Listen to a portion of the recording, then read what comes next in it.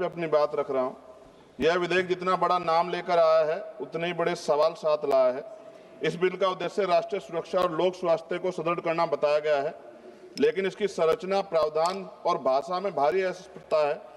अतिशक्तियां और राजस्व वसूली की प्रवृत्ति स्पष्ट रूप से दिखाई देती है। विधेयक का उद्देश्य स्पष्ट नहीं है, नाम बड़ा और दिशा धुंधली।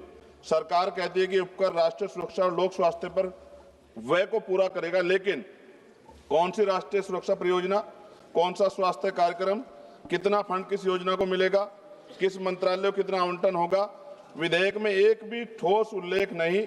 इससे यह उपकर विषय वस्तु के बिना नाम मात्र का कर बनकर रह जाता है।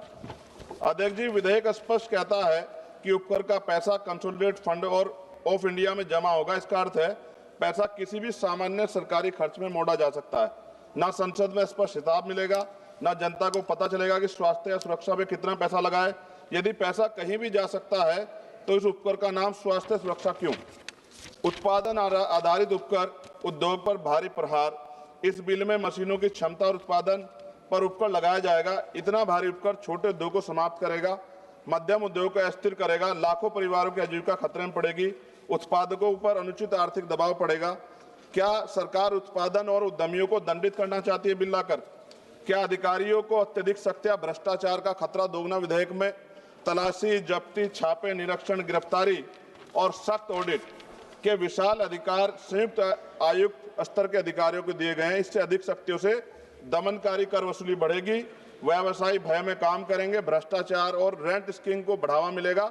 इतिहास गवाह है, कभी अत्यधिक दमन से न अनुपालन बढ़ता, न राजस्व। अवैध छुपा हुआ भूमिगत उत्पादन बढ़ेगा।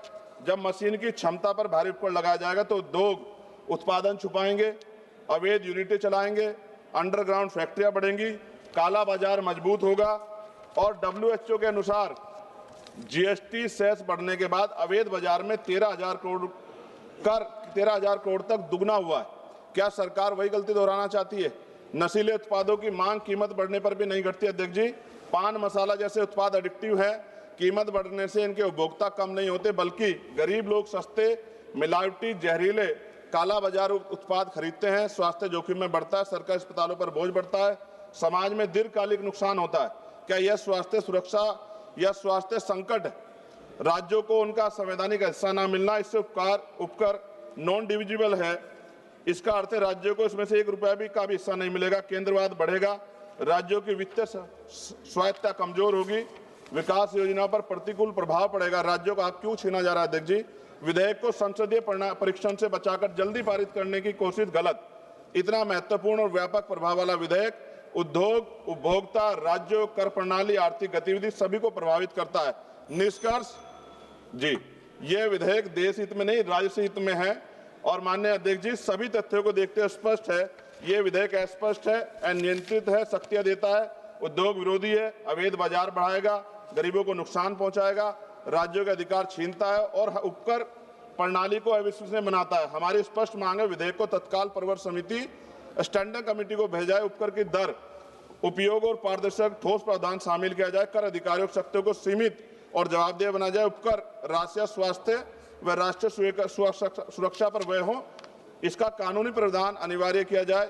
इन्हीं शर्तों के साथ इस बिल का मैं विरोध कर संशोधन सहित पुनर्विचार की मांग करता हूं।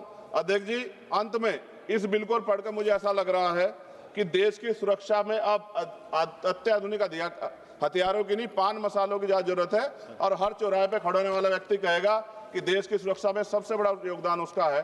धन्यवाद अध्यक्ष जी। जय भीम, जय भारत, जय संविधान।